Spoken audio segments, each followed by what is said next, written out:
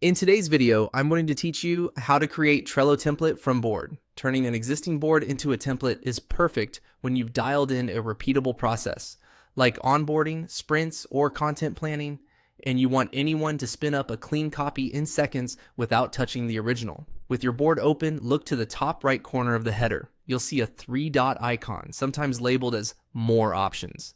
Click that to open the board's menu.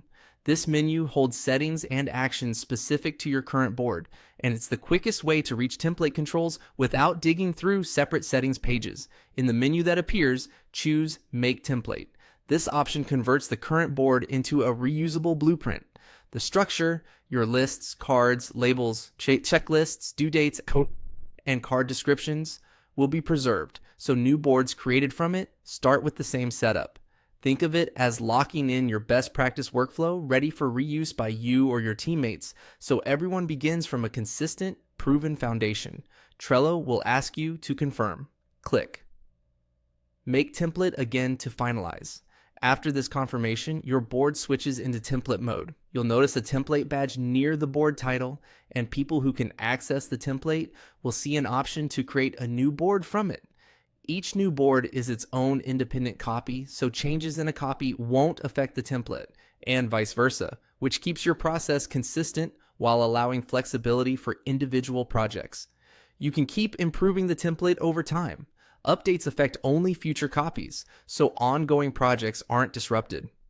If your team uses automations or power-ups, do a quick check on the first copy to confirm everything behaves as expected. A few practical tips as you do this.